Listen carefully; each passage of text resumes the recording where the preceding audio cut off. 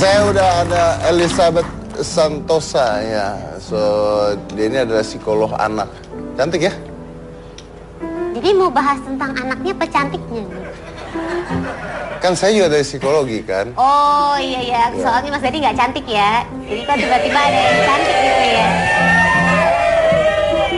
Anda kan belum lihat saya malam-malam kalau lagi nongkrong di jalanan. Oke.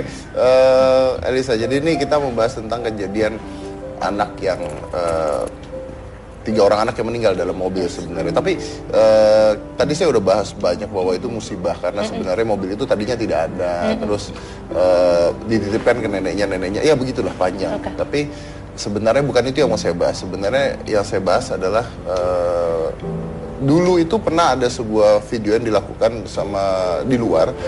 Itu ada orang yang memberikan permen. Jadi ini dari satu lembaga, orang itu memberikan permen lollipop ke anak kecil. Ke anak kecil. Setelah itu anak kecilnya pasti ke orang tuanya kan. Dan di permen itu ada tulisan. Tulisannya seperti ini. Kalau saya mau, saya bisa culik anak Anda. Tulisannya seperti itu. Dan itu dibagikan ke 100 anak. Dan itu bisa dibagikan kenapa? Karena itu lembaga sebenarnya lembaga anak, maksudnya untuk mengingatkan orang tuanya. Itu artinya si anak itu bisa dapatkan permen karena dia lepas pengawasan dari orang tuanya sendiri. Ya. Nah, gimana sebenarnya? You have kids? Ya, 3. Oke, nggak jadi kalau gitu.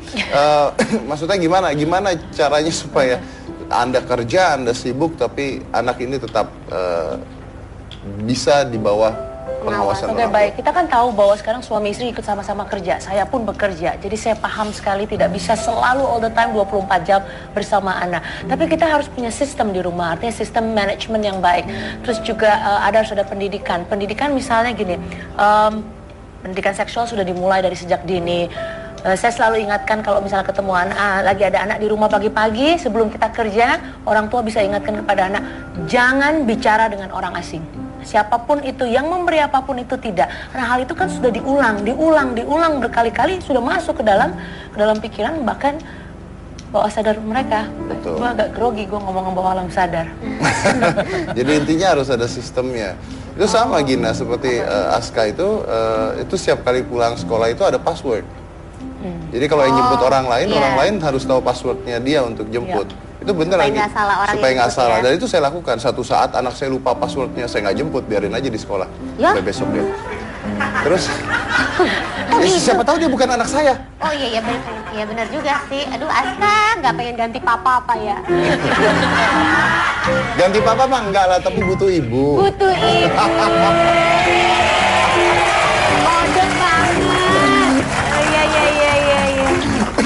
Nah, tapi kan kadang-kadang orang tua juga sibuk sekali dan menitipkan anaknya pada misalnya babysitter. Dan banyak kejadian babysitter yang akhirnya mencelakakan si anak. Nah, itu gimana kan? Karena biasanya kita melihat babysitter ini pokoknya juga kadang-kadang kita nggak bisa salahin. Itu namanya memang musibah. Tapi kita bisa preventif. Artinya apa? Babysitter ini kan kerja. Kita pertama kali rekrut dia, ya, kita bisa lihatlah ini kira-kira orangnya seperti apa. Lalu juga babysitter itu bukan cuma pembantu yang jagain anak kita, tapi mereka adalah bagian dari keluarga juga. Mereka paling dekat ya masuk ke kamar kita, masuk anak. So treat them as human.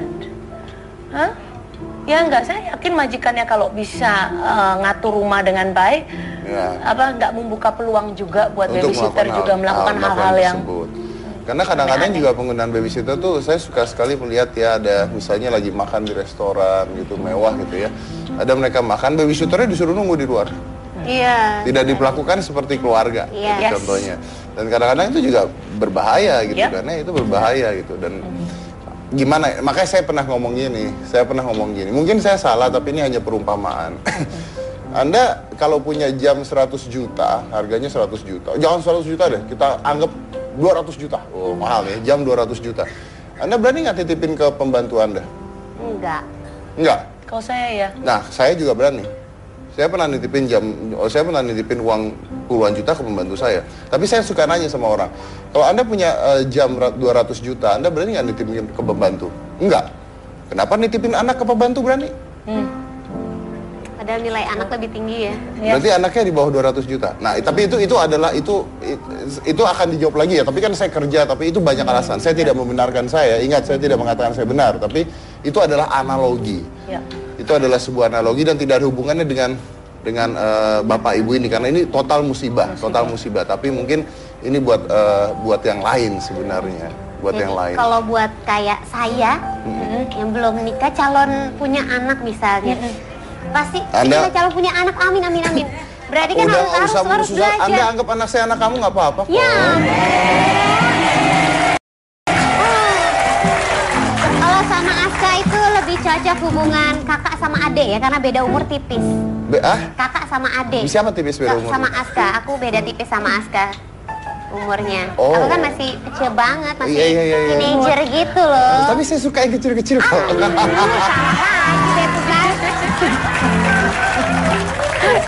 Coba aku mau tanya nih, sebenarnya kalau ngebiarin anak mau main dilepas gitu kan boleh ya, nggak perlu yang selalu dikekang gitu. This is tough. Ibu bapak, saya mau bicara dari hati, tapi tolong jangan diambil hati kalau memang tidak berkenan begitu ya. Well, pada kenyataannya saya melihat bahwa perlu sekali dimonitor. Iya, selain pendidikan tadi ya. Kalau selama ibu bapak ada di rumah, apalagi anak-anak di bawah usia prasekolah, which is 0 sampai 5 tahun gitu, ada bagusnya Anda selalu monitor kemana mereka. Kalaupun ada di dalam lingkungan, yang bisa masuk dalam jangkauan mata Anda. Dilepas bukan berarti tidak terlihat. Yes. Tetap harus kelihatan. Terlihat. Ya, kalau di jalan raya jangan sendirian. Begitu. Kalaupun Anda bekerja, selalu ada cara ya Mas Dedi ya. Misalnya, jangan sendirian jalan. Kenal orang tua yang sama-sama sekolah, yang kalau pulang ke rumah berdua, jangan sendirian. Kan bisa diatur kalau kita bekerja, bapak bekerja. Ya. Kalau kita harus keluar, kita nih kerja gimana? Susah. Tanya, ada enggak tetangga yang bisa bantu menjaga juga? Ada orang dewasa di situ yang bisa membantu. Jadi ada banyak cara sih menurut saya. Sebenarnya banyak cara, memang banyak sekali cara dan pasti adalah kadang-kadang kita itu terlalu mempercayakan anak kita pada orang yang baru kita kenal sebenarnya. Yang sudah kita kenal lama saja bisa teledor gitu kan, apalagi yang baru kita kenal. Tapi sebenarnya tadi benar katanya Elisa. Panggil Lizzie. Oh, panggil Lizzie. Oh, udah dekat sekali. Apa? Kamu kenapa sih macam-macam? Nggak apa-apa, ya. Kayak sambil menyelam minum air gitu. Nanya, tapi modus juga gitu kayaknya ya. Saya kalau nyelam bukan minum air doang, ikan gua ambil dong. Tapi intinya kan begitu, bahwa yang menjaga anak itu sebenarnya susah-susah gampang. Susah-susah gampang. Dan tidak setiap orang bisa menjadi orang tua sebenarnya. Itu tanggung jawabnya besar banget loh. Tanggung jawabnya besar banget. Kalau kayak gini ya, jangan punya anak. Miara guguk kayaknya hilang. Nggak boleh meng-underestimate. Siapa tahu nanti aku bisa jadi orang tua yang baik. Iya. Tapi terima kasih banyak ya, terima kasih banyak udah hadir di sini dan yang pasti seperti itu. Memang sulit, sangat sulit. Jaga anak itu sulitnya luar biasa. Apalagi saya orang tua tunggal. Wah, percaya apa tidak ya? Saya menghabiskan waktu saya, pekerjaan saya hampir 80% itu untuk anak saya. Dari bangun sampai tidur lagi itu, apalagi sendirian gitu ya, ada yang nemenin soalnya. Itu benar-benar untuk anak saya gitu, benar-benar untuk anak saya. Dan kadang-kadang kita harus menghilangkan kita punya egoisme ya. Kita punya ego itu harus kita hilangkan, harus benar-benar hilang bahwa ya karena kalau bukan Anda siapa lagi yang peduli itu. Ego benar-benar harus dihilangkan. Terima kasih sudah di sini Bapak Ibu, kita turut berduka cita atas musibah yang terjadi pastinya. Kami tidak menyalahkan, kata-kata ini tidak ada hubungannya dengan Anda. Sekali lagi bahwa ini hanya untuk masyarakat yang di rumah karena tadi benar-benar musibah. Tadi Ibu juga udah mengatakan bahwa itu padahal mak eyangnya yang udah mbahnya itu udah lama sekali. Cuman ini mobil juga baru ada tiba-tiba di situ. Itu musibah yang tidak bisa kita atur ya. Tapi mudah-mudahan bisa memberikan pelajaran buat penonton-penonton yang lain. Saya akan tutup dengan kata-kata yang sederhana saja. Semua orang itu bisa punya anak dan menyebut dirinya orang tua. Bisa. Tapi tidak semua orang bisa jadi orang tua. So everybody can have a child and call themselves parents, but not everyone can be parents. Saya Deddy Corbuzier Niktagina. Inilah Hitam Putih.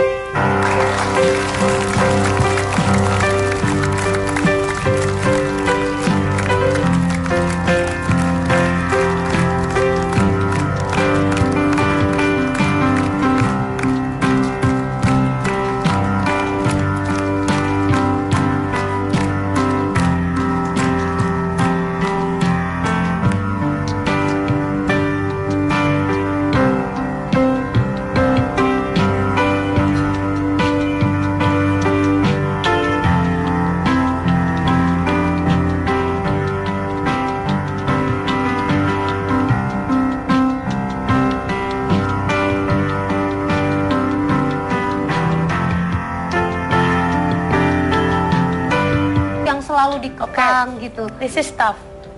Ibu bapak, saya mau bicara dari hati, tapi tolong jangan diambil hati kalau memang tidak berkenan begitu ya. Well, pada kenyataannya saya melihat bahwa perlu sekali dimonitor. Iya, selain pendidikan tadi ya. Kalau selama ibu bapak ada di rumah, apalagi anak-anak di bawah usia prasekolah, which is 0 sampai 5 tahun gitu, ada bagusnya Anda selalu monitor kemana mereka. Kalaupun ada di dalam lingkungan, ada dalam lingkungan yang bisa masuk dalam jangkauan mata Anda. Dilepas bukan berarti tidak terlihat. Yes. Tetap harus kelihatan. You know, terlihat. Ya, kalau di jalan raya jangan sendirian. Begitu. Kalaupun Anda bekerja, selalu ada cara ya Mas Dedi ya. Misalnya, jangan sendirian jalan. Kenal orang tua yang sama-sama sekolah, yang kalau pulang ke rumah berdua, jangan sendirian. Kan bisa diatur kalau kita bekerja, bapak bekerja ya. Kalau kita harus keluar, kita nih kerja gimana, susah, tanya ada ndak tetangga yang bisa bantu menjaga juga, ada orang dewasa di situ yang bisa membantu. Jadi ada banyak cara sih menurut saya. Sebenarnya banyak cara, memang banyak sekali cara, dan pasti adalah kadang-kadang kita itu terlalu mempercayakan anak kita pada orang yang baru kita kenal sebenarnya. Yang baru kita, yang sudah kita kenal lama saja bisa teledor gitu kan, apalagi yang baru tuh ya. Ada mereka makan, babysitternya disuruh nunggu di luar. Iya. Tidak diperlakukan seperti keluarga, Yes. contohnya. Dan kadang-kadang itu juga berbahaya gitu, karena itu berbahaya gitu. Dan gimana? Makanya saya pernah ngomong gini. Mungkin saya salah, tapi ini hanya perumpamaan. Anda kalau punya jam 100 juta, harganya 100 juta. Jangan 100 juta deh, kita anggap 200 juta. Oh, mahal ya, jam 200 juta. Anda berani nggak titipin ke pembantu Anda? Enggak. Enggak? Kalau saya ya. Nah, saya juga berani. Saya pernah nitipin uang puluhan juta ke pembantu saya. Tapi saya suka nanya sama orang, kalau Anda punya jam 200 juta, Anda berani nggak nitipin ke pembantu? Enggak. Kenapa nitipin anak ke pembantu berani? Padahal nilai anak lebih tinggi ya. Berarti anaknya di bawah 200 juta. Nah, tapi itu akan dijawab lagi ya. Tapi kan saya kerja, tapi itu banyak alasan. Saya tidak membenarkan saya. Ingat, saya tidak mengatakan saya benar. Tapi itu adalah analogi. Ya. Itu adalah sebuah analogi dan tidak ada hubungannya dengan bapak ibu ini, karena ini total musibah. Tapi mungkin ini buat yang lain sebenarnya. Buat Jadi, yang lain. kalau buat kayak saya yang belum nikah, calon punya anak misalnya. Pasti kita calon punya anak, amin. Berarti kan harus belajar. Anda anggap anak saya anak kamu nggak apa-apa. Ya.